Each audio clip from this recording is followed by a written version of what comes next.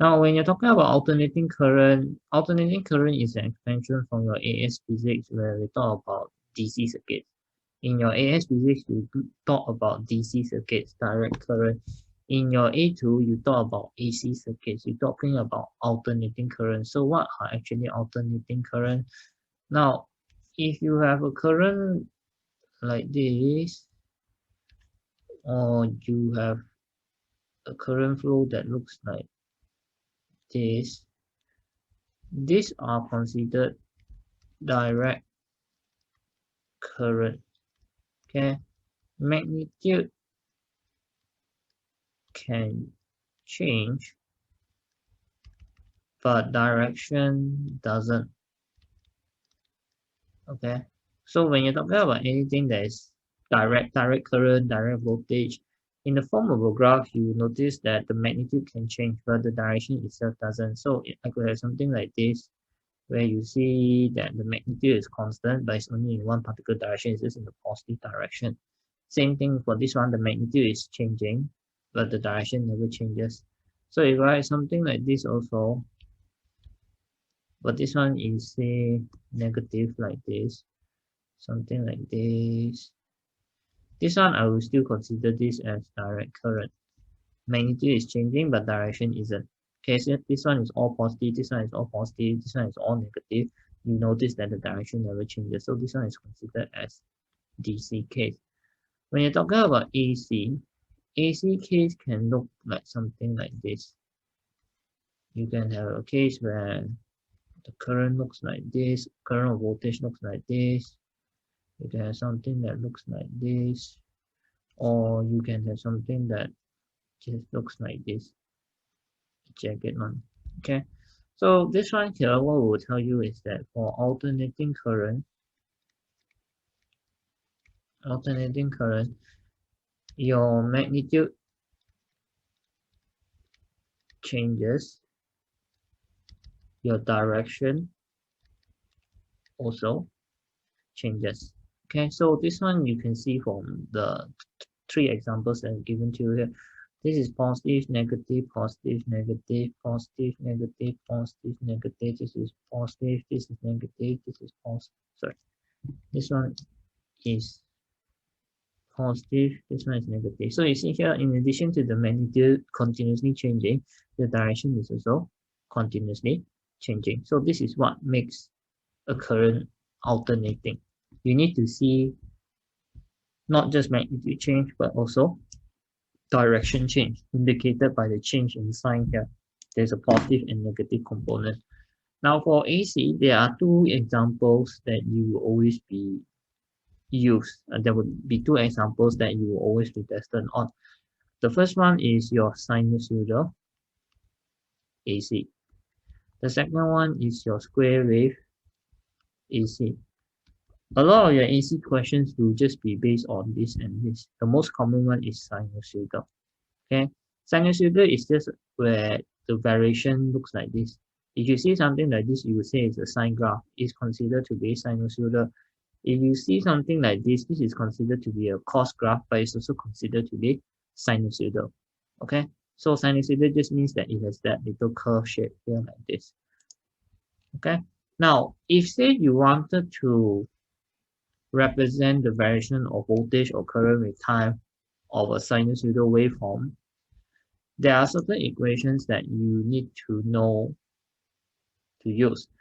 The most common one is this one here. If say I give you a sinusoidal voltage here like this, the variation of voltage with time in general can be represented by this equation where I will tell you that V is equals to V naught sine omega t. This is the general form.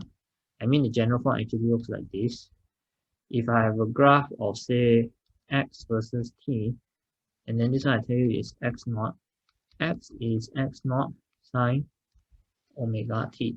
So the thing here is that I'm just changing the parameter x here so that it has V or I. Okay.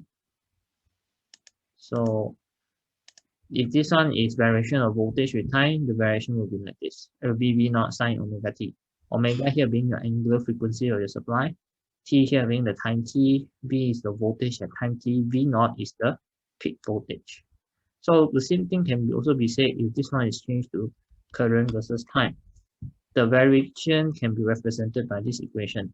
I is I naught sine omega t. Okay.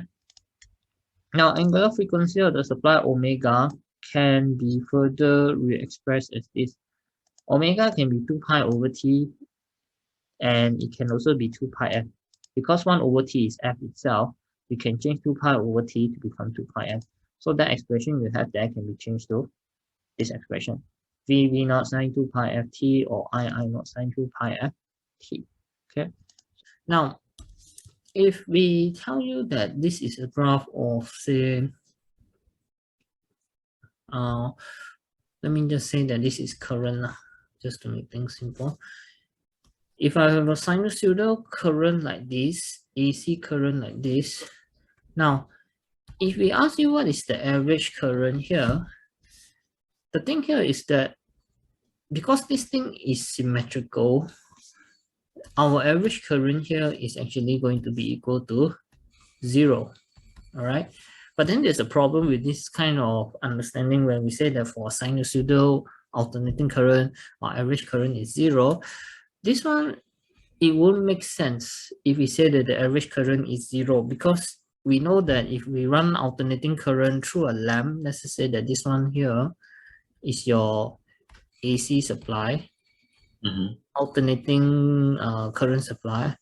You connect it to a filament lamp.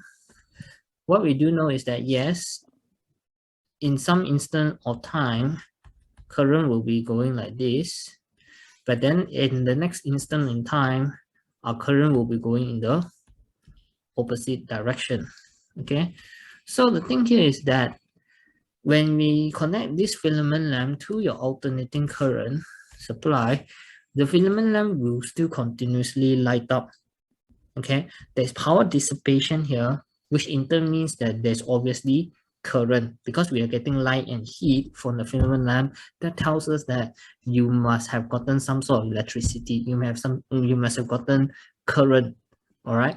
So if we look at the sinusoidal current being shaped like this, and then we say that the average current is 0, it just doesn't make sense, because here, if our average current is 0, how is it possible that our filament can still light up?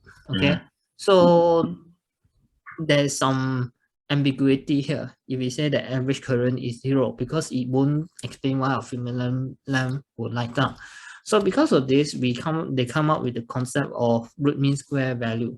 Okay, so for any sinusoidal current or voltage that you do, that you look at, there will always be some value called root mean square value. All right. So what is root mean square value? You think of it as this. Root mean square value of an alternating current is the equivalent value of steady direct current that gives the same power dissipation as alternating current in a given resistance. Okay, what does this actually mean? If you just look at the diagram below here, we've given you two different diagrams. Each of them are connected to different power sources. The first one here has a resistor of 2 ohms connected to an AC supply, alternating current supply. The second diagram that you see on the right also has the same 2 ohm resistor, but it's connected to a DC supply. Okay, so the AC supply will give you alternating current. The DC supply will give you direct current. Now, when we say root mean square value being the value of alternating current that gives you the same value, is the equivalent value of direct current that gives you the same power dissipation and alternating current in a given resistance, what it actually means is this. If I have 5 ampere of root mean square current, it should dissipate the same amount of power as 5 ampere of direct current through the same resistance. Okay, so that is what a root mean square value of a current, alternating current, actually is. If we tell you that this root mean square value is 5 ampere, it will dissipate the same amount of power as 5 ampere direct current of 5 ampere through the same resistance. That is what alternating root mean square current actually is. Is just the equivalent value of direct current that will give you the same power dissipation as the alternating current in a given resistance. So I will just repeat that. If your 5 ampere RMS dissipates 50 watts of power in a resistance of 2 ohms, a direct current of 5 amps would also dissipate the same amount of power through the same resistance. That's what root mean square current actually means. Okay, you will notice that there's some wordings in bracket also for the definition, where we tell you that root mean square value of a alternating voltage is defined as the equivalent value of steady direct voltage, which has the same power dissipation as the alternating voltage in a given resistance. It's also the same thing. If we tell you that we have an AC circuit whose root mean square value is 10 volts, this means to say that it will dissipate the same amount of power as a 10 volt DC through the same resistance. Okay, the easiest way to think of it is just that it's the equivalent value of whatever direct current or voltage that gives me the same power dissipation through the same resistance. Okay, that's what root mean square value actually is. Okay, right. So from there, how do we actually calculate root mean square value? Now, the root mean square value is kind of like our average value that we want to use now. Just like I mentioned to you that if you look at the graph for sinusoidal AC, the average current is 0, right? But it somehow doesn't explain why our filament lamp will light up. So because of this, we come up with the quantity called root mean square values. You can think of it as average value. Okay, this is the so-called average value that we want to use. Okay, it's kind of similar to average value. Okay, right? So this is the value that we want to use every time we want to, we're dealing with AC circuits, all right? Now, how do you actually calculate out AC? So how do you actually calculate out root mean square values? There are some equations that you need to know. Okay.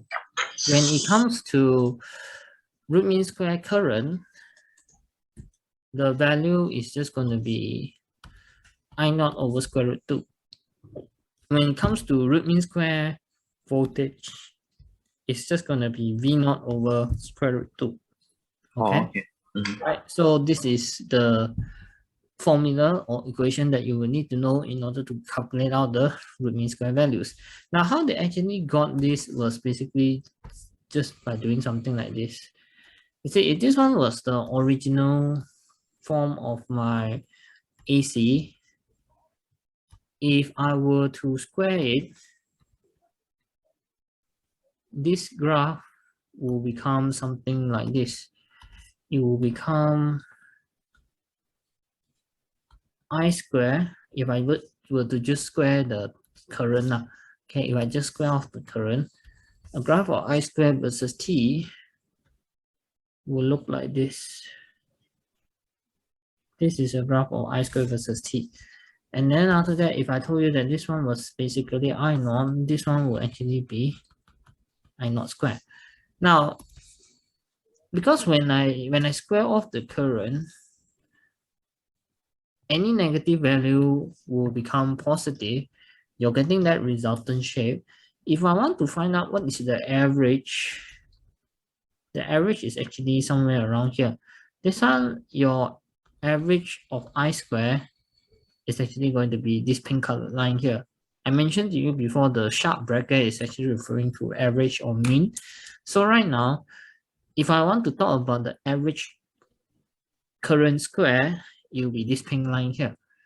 Okay, so this one will actually be representing the average current. And then the value of this average current will actually be I naught square divided by 2.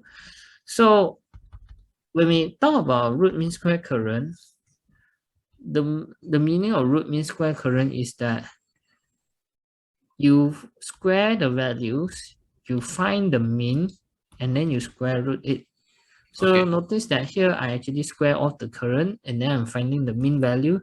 And then the last thing I will need to do is to square root the mean. So since the mean was I naught square over 2, this will in turn become I naught over square root 2.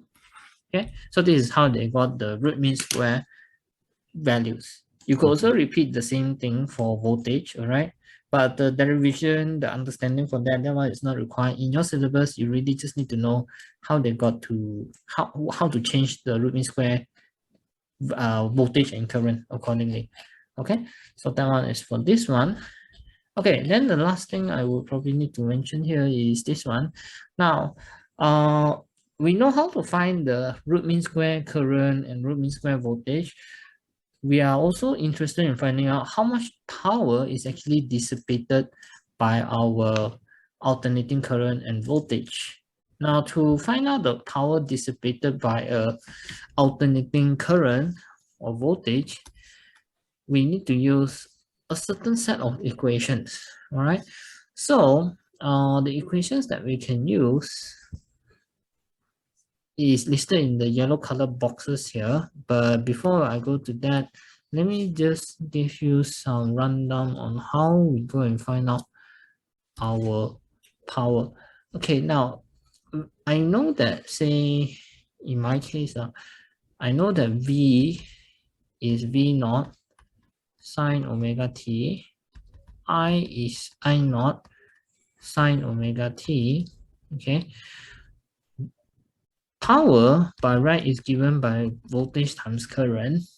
If I were to sub these two expression inside, I will get V naught sine omega t, I naught sine omega t, giving me V naught I naught sine omega t, okay? Sine square omega t, sorry. The important thing to realize here is that because I have a sine here and sine here, the resulting expression will be sine square omega t. Right? Okay, so if we want to plot the graph of variation of power with time, it will actually be a sine square graph, which is what you're actually looking at over here. Okay, if we were to plot a graph of power versus time for an alternating current or an alternating voltage, we're gonna get a sine square graph that looks like this. All right. Now the power will actually keep varying. All right. So since the power keeps varying, we want to get the average power. So in our case here, our peak power is actually given by this portion here. Is V naught I naught. This is our maximum power because it's at the peak here. All right. How do I know it's V naught I naught? It's because of this expression here. This one is representing the peak value. Okay. V naught I naught is our max power. Now, if we want to find out the average power, you'll be this middle line here. So this middle line here is our average power. So average power, you will notice is actually half our max power, which in this case, since P max is V naught I naught, this one will become half I naught V naught I naught. Okay, right? So this is how we can actually see it from our graph. Okay, but this is not the only expression for mean power. There are some other expressions for mean power. The way to get those other expressions is for you to first remember what you learned in AS physics when it comes to power. In AS physics, we learned that power in general can be given by three different equations.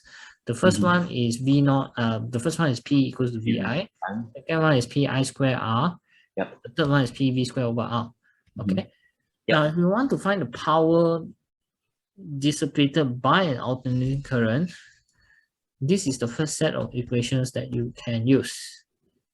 Mean power is VRMS, IRMS, mean power is IRMS times R, mean power is V square RMS over R. This one is basically still using the same expression as before, but you're just using the root mean square value, okay?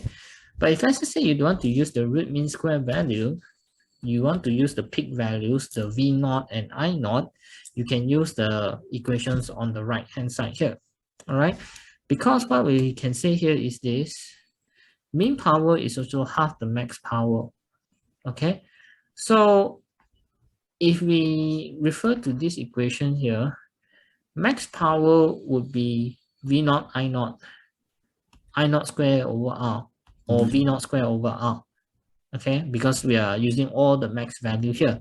So max value here will give us the max power. But if we're talking about mean power specifically, it will just be half of our max power. So our resulting expression will be half V naught I naught, half I naught square R, half V naught square R. Okay, so you notice there's again a similarity with what we have here, just that in the event that we use peak values, the I naught or V naught, we will need to add a half to it. Okay, so all these are still talking about mean power. All right, which one you want to use depends on what the question has given to you. All right, okay, so this is all mean power.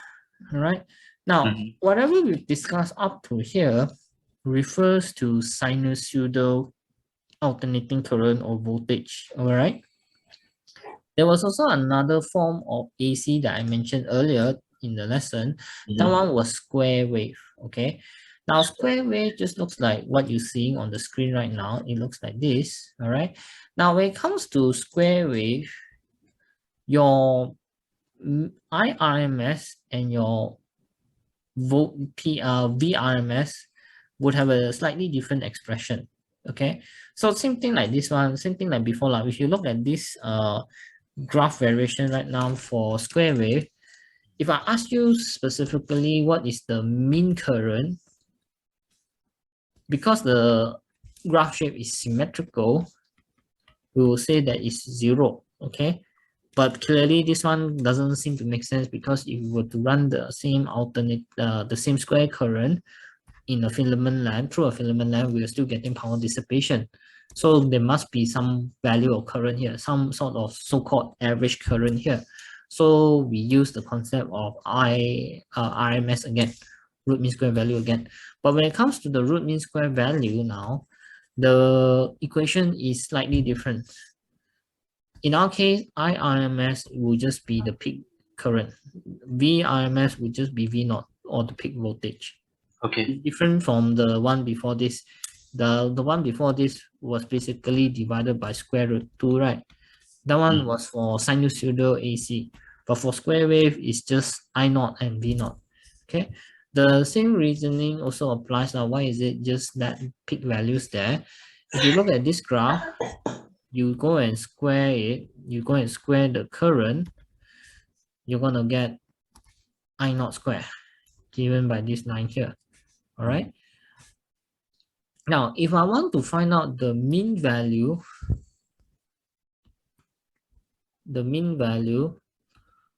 of I naught, sorry, if I want to find out the mean value of the current square, it will actually just be I naught square, right? If let's just say, for example, I tell you I have 5 people.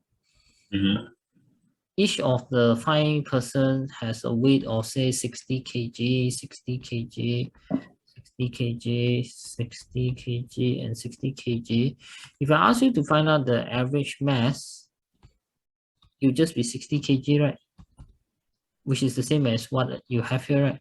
Yep. Correct. So it's a similar concept here. If I want to find out the mean of the current square, it's actually just going to be I naught square, because the values did not actually change.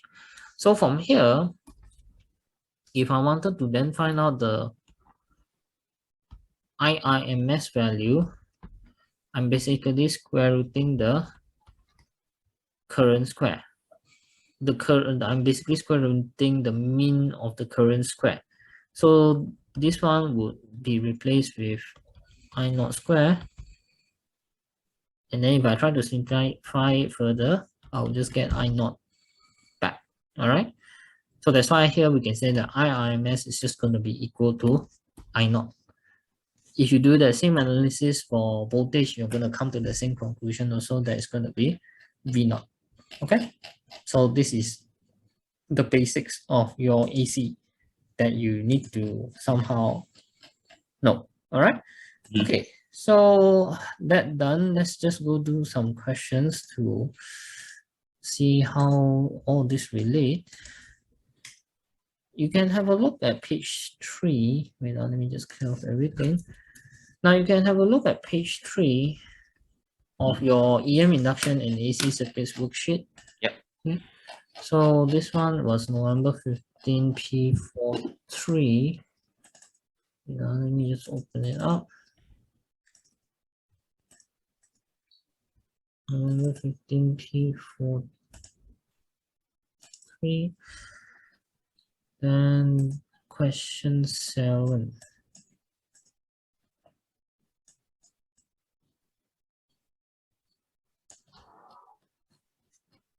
Okay, so they tell you right now, sorry.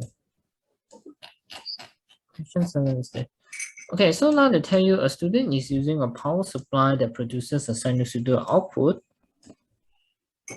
The meters on the supply show that the output voltage has a root mean square value of 14 volts and a frequency of 750 Hz.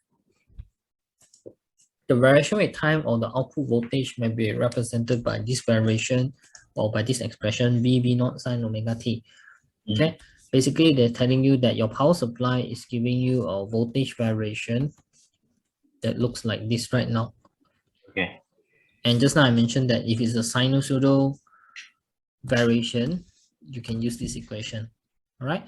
So they ask you right now to determine from this given equation, with the help of this given equation, what is V naught and what is omega. V naught here is your peak voltage. All right. So peak voltage here, you can actually get it from what you learned earlier. We say that Vrms is V naught over square root 2. So V naught is square root 2 times Vrms. We already know the IMS value as 14. So we just multiply with square root 2. And we're going to get the V naught as 19.8 volts. Okay, so this one is pretty straightforward. Okay, then the other one will be omega. Omega here refers to angular frequency. Okay, you can think of it as angular frequency, not angular velocity, because we're not talking about angular motion here. We're talking about angular frequency here. All right. So omega can be expressed as 2 pi over t, but it can also be just be 2 pi f. So we want to use 2 pi f because we are given the frequency here. So it's just 2 pi times 750 given as 4.75 times 10 power 3 radians per second.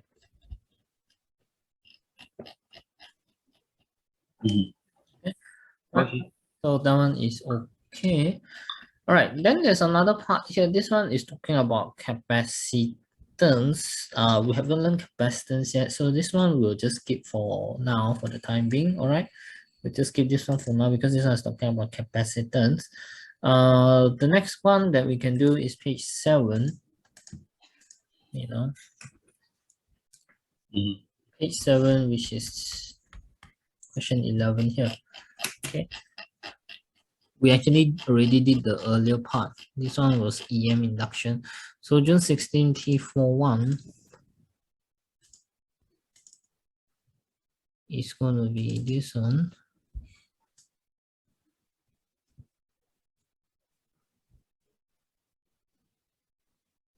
Okay.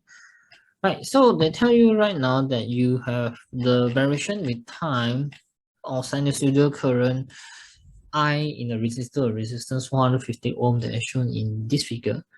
Use the data from the figure to determine from 0 to 30 milliseconds the frequency of the current. So you want to see what is actually happening is that you could be having an alternating supply that's connected to a resistor like this. Your variation of current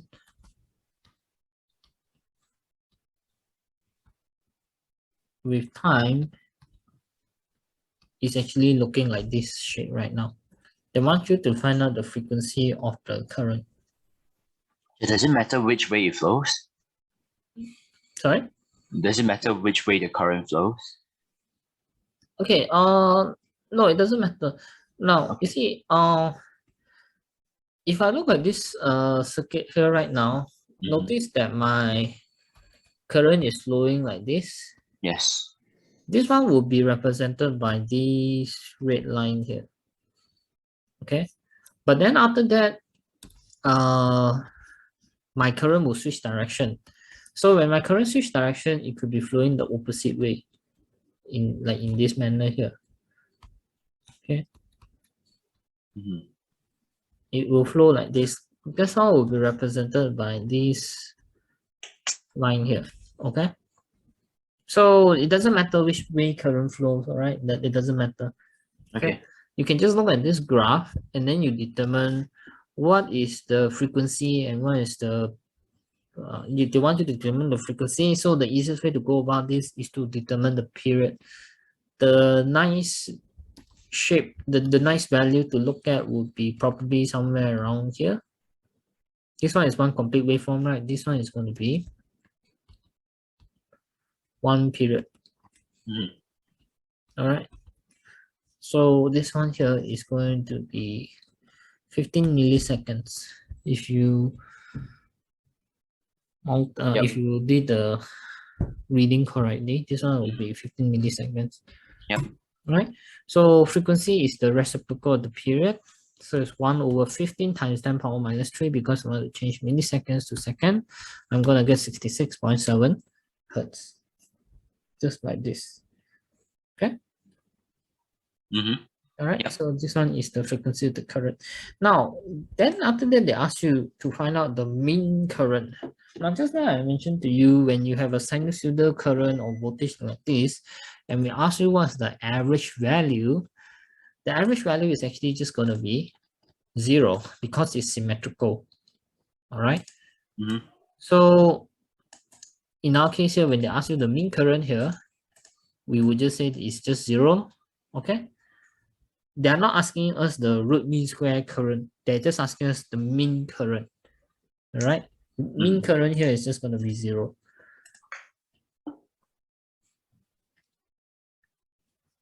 Then the next one would be find out the root mean square current. So here, they want you to find out the root mean square current. We can use the equation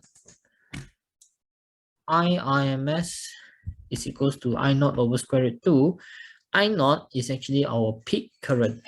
We can actually find out our peak current from the graph. You see, this one here is our graph. Our peak current is usually this point here. Okay, this one is I naught. Okay, this one here on the sinusoidal current graph, I naught is actually our peak current. So you look on the graph, the peak current is actually going to be 0.75 ampere. Okay. So just sub the values in, divide by square root 2, and you're going to get the root mean square current as 0.53 ampere. Okay. All right, then that one is okay. Then the last one, they will ask you, find out the energy dissipated by the resistor. Okay, now energy dissipated by the resistor, this one you need to be careful. They're asking you about energy. They're not asking you about power, right? They don't want power, they want the energy. But you need to first find out power first before you can find out the energy. Because you see, we can say that power is energy over time. So energy is power times time. Okay. So we need to find out the power first. Okay, energy is power times time. So in our case, the power here we want to use is actually the average power. Okay. So because we know that in a AC, our voltage and current will continuously change, our power would also continuously change. It is not going to be a constant value. We need to take the average. Okay. Right? So to get the average power, we use one of the equations that we learned in the notes. We can just use IRMS squared times R. We use back the we reuse back one of the values that we found in the previous part. They already asked us to find out IRMS. So we use a equation that has IRMS inside. And then since they already gave us the value of the resistor, which is 450, we just use I square R, okay, IRMS square R. Then we get this, right? They're getting 126.41 watts. Okay, from there, how do we know the time to use? You again look back at your graph. Your time is from, the question already say here, is from 0 to 30 milliseconds. Okay, so determine for the time from 0 to 30 milliseconds, what's the energy dissipated. So the time that we're considering is 30 milliseconds. So the millisecond, remember to change it to seconds, and you'll be getting the answer. All right, so this one is the energy dissipated. Okay, right? Okay. So far so good with this. Yep. Okay, then after that, the next one will be, let me see, is it 26? Okay, yeah, page 26. Let's have a look at page 26. This is March 2018 P42.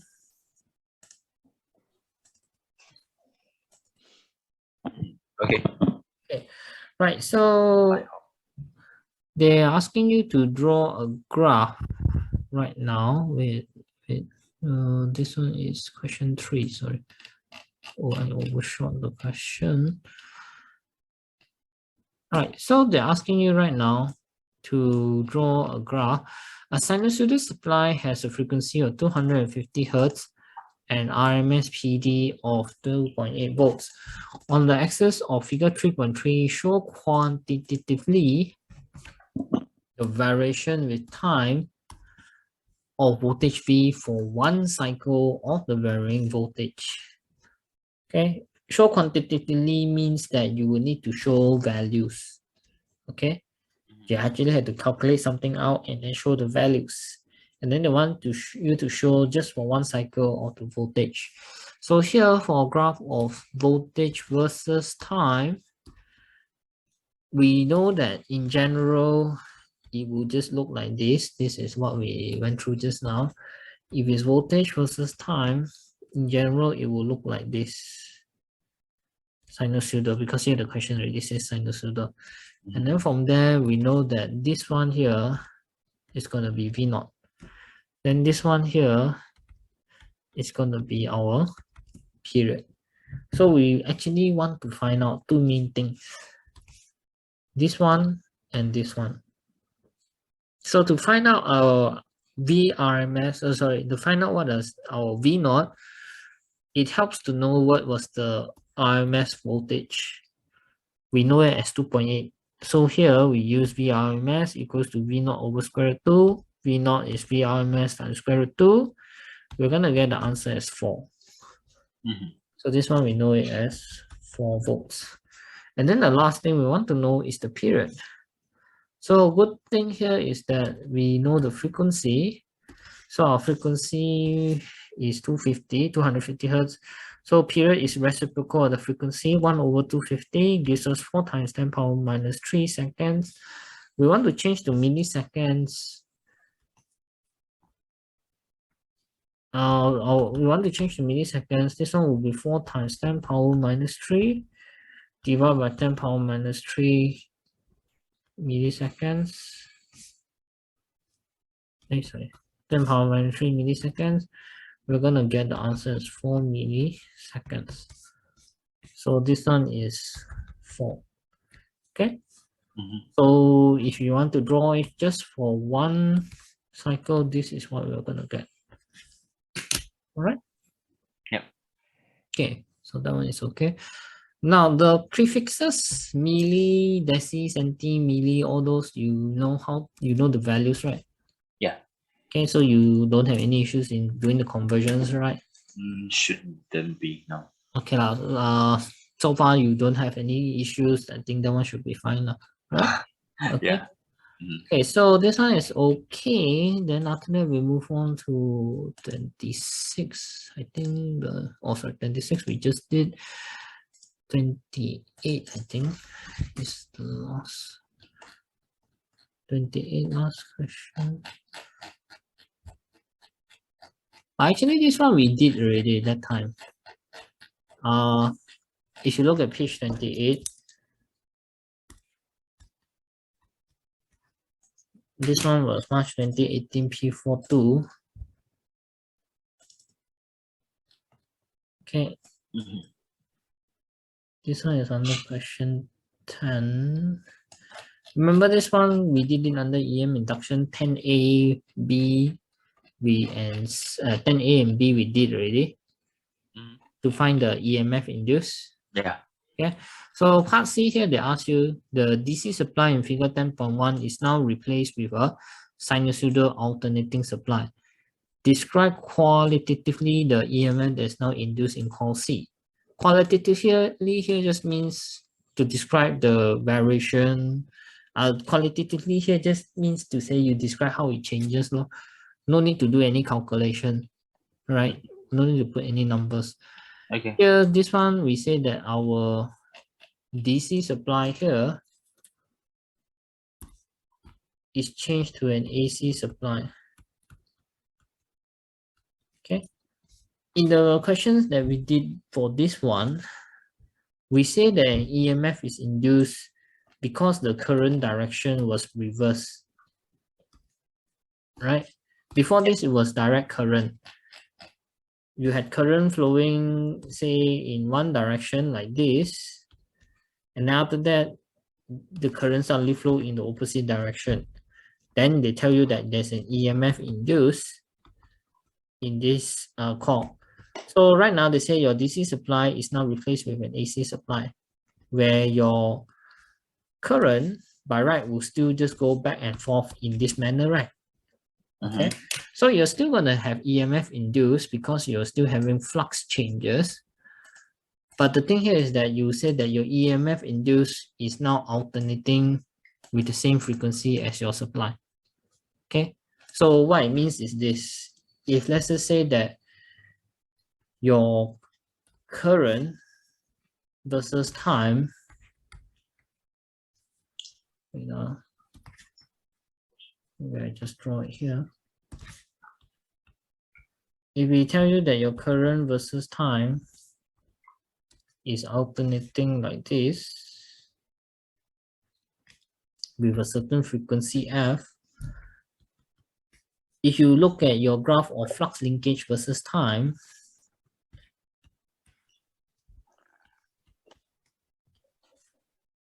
it will also look like this. The variation of flux linkage versus time will also look like this because we know that current is proportional to your flux linkage. Okay, so if this one here is having a frequency of say 100 Hertz, the variation of your flux linkage with time will also have the same frequency of 100 Hertz. Okay, the gradient of your flux linkage versus time graph would actually give us your EMF versus time.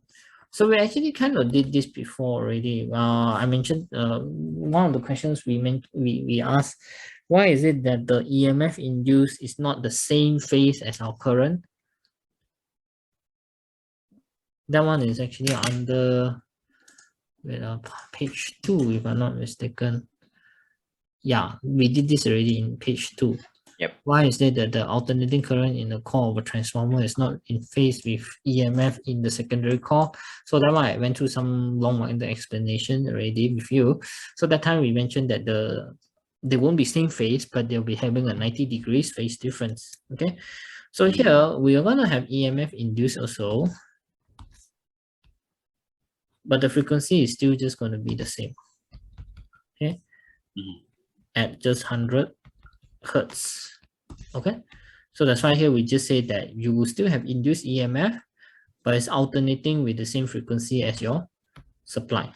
That's all there is to it.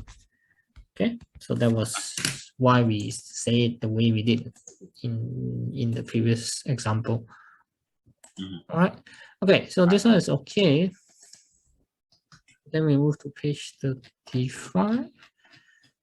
35 is, yeah, page 35, question 10. I think the question above, we actually already did this. We're looking at question 10. Okay. Okay, question 10. This one is November 18 P42.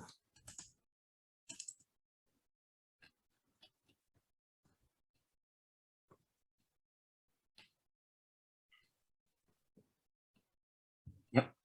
Okay, question 10. Wait, let me just find out question 10. Okay, yeah, this one here, they tell you the root mean square value of voltage of a sinusoidal alternating supply is 9.9 volts. The frequency of the supply is 50 hertz. Derive an expression for the variation with time of the potential difference V of the supply. Okay, so they tell you root mean square value of a sinusoidal alternating supply is 9.9 volts. Frequency of the supply is 50 hertz. They want an expression for the variation with time or the potential difference V. Basically, they're asking you to write this one out. What is this one here I mentioned to you shows you the variation of voltage with time, right? Earlier just now, if you're talking about alternating voltage or alternating current, it will be this one here. V versus T, this one will be V naught. This one here will be period. Okay, but here you need to fill in the values. We want to know specifically what is the value of V naught, what is the value of omega. So you have to find them separately over here. Since we know the peak, since we know the RMS value, we can find out the peak value. V naught is VRMS times square root 2, 9.9 times square root 2, giving me 14 volts.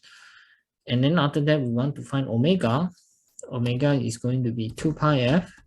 Since the frequency is 50 hertz, it's just 2 pi times 50, giving us 314. So our final answer would just be 14 sine 314 t. Just like that. Yep. Okay, so this one is covering the basics.